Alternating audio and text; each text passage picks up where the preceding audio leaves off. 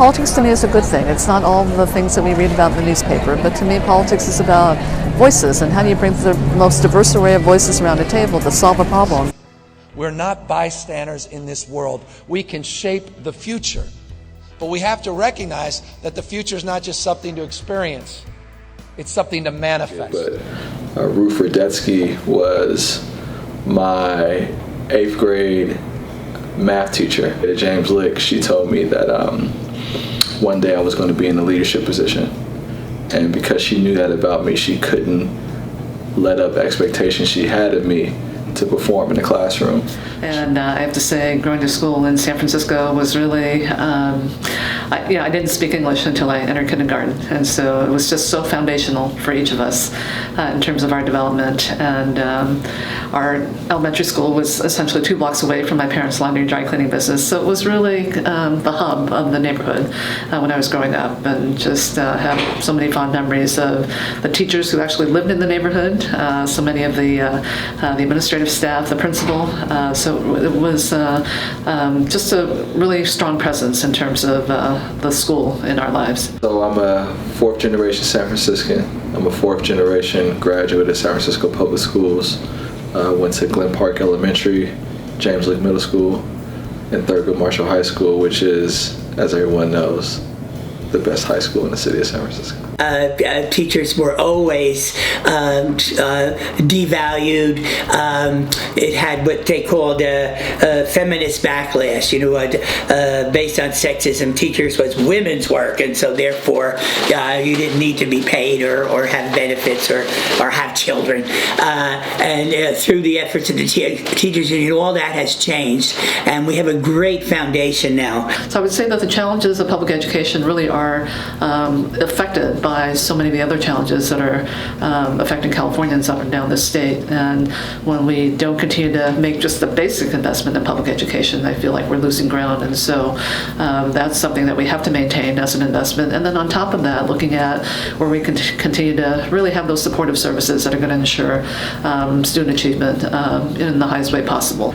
We know through our research that trusting relationships that young people have with our educators are one of the main indicators in ensuring that young people come to school on a regular basis. And working with central office, it's really incumbent upon myself and our educators to push central office to offer more resources in the way of addressing this very, very important issue. We were putting a ballot measure on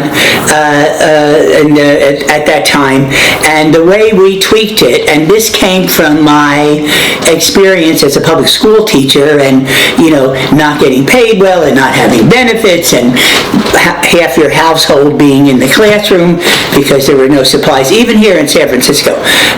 So that it included a rainy day fund for school teachers, and I used to make a joke, I would rather wear a pink slip than get a pink slip. And the way the measure is worded, it says that if there's 2 standards, one if you have to increase school or classroom size, and then one if you have to lay off teachers. If those 2 standards are there, then the rainy day fund kicks into operation. My partnership with UESF has been instrumental in advancing a lot of critical initiatives, not only within the district, but for the city. We passed Prop G, which was incredibly important around addressing our affordability crisis. We now have Prop B on the ballot. So doing all this work to stabilize income and housing for our educators has incredible long-term benefits on our ability to move our achievement gap in the direction that we want to see it moved. San Francisco, congratulations to United Educators of San Francisco. This is really a monumental moment. It has been one that I hope we can celebrate in terms of all that's been accomplished, but we know there are challenges ahead. And with all that UESF does, there's no doubt in my mind that the voice of educators will continue to be strong. And we always have the right goal in mind, and that is what's in the best interest of our young people. So congratulations, and many more years of success to come. Congratulations.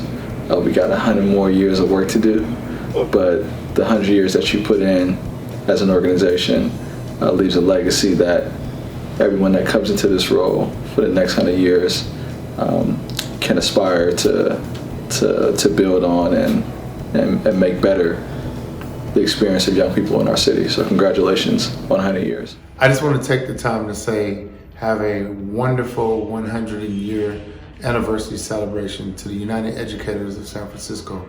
The work you do in our schools, educating our young people and preparing them for their future is unmatched by any other entity. Congratulations on 100 years.